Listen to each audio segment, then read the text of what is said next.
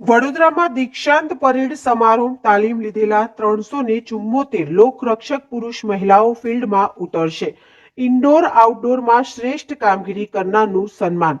વડોદરા શહેરના લાલબાગ પોલીસ તાલીમ શાળા પરેડ ગ્રાઉન્ડ ખાતે આજે બિન હથિયારી અને હથિયારી લોકરક્ષક દળના દીક્ષાંત સમારોહ કાર્યક્રમ યોજાયો હતો, જેમાં તાલીમ લઈ રહેલા લોકરક્ષક દળના જવાનો દ્વારા પરેડ યોજવામાં આવી હતી.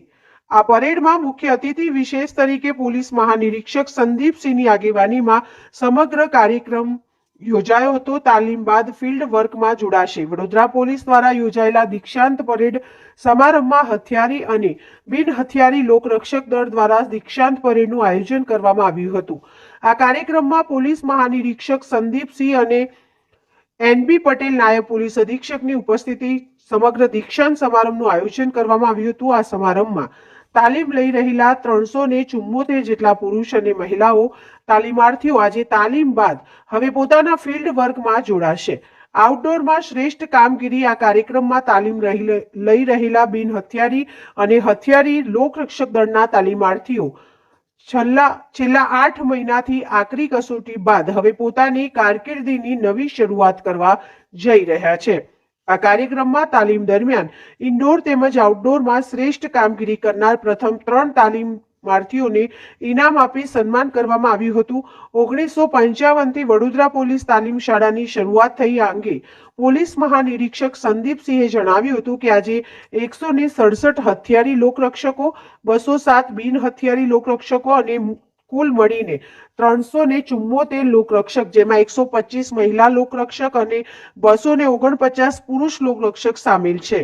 આ તમામ લોકરક્ષકો સમાજ સમક્ષ રક્ષક પ્રહરી બનવા જઈ રહ્યા છે. વર્ષ 1955માં વડોદરા પોલીસ તાલીમ શાળાની શરૂઆત થઈ હતી. ત્યારથી આજ સુધી જુદા જુદા સમવર્ગીયોએ આજે તાલીમ આપી રહી છે.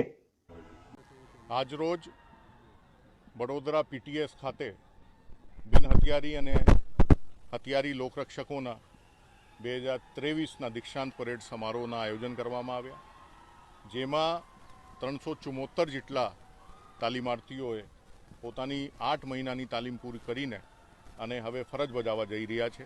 એમાં 125 મહિલા લોકરક્ષકો પણ છે અને 249 પુરુષ લોકરક્ષકો છે.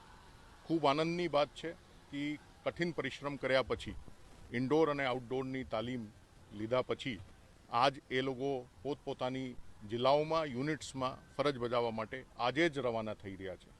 એમાં હું ગુજરાત સરકારના માનનીય મુખ્યમંત્રીશ્રીના, ગૃહમંત્રીશ્રીના, અમારા ડીજીપીશ્રીના અને એડીજીપી ટ્રેનિંગના પણ આભાર કે જે આજે પોલીસ દળમાં વિવિધ યુનિટોમાંથી દીક્ષાંત પરેડ સમારોહ પૂર્ણ કરીને અને ફરજ બજાવવા જઈ રહ્યા છે.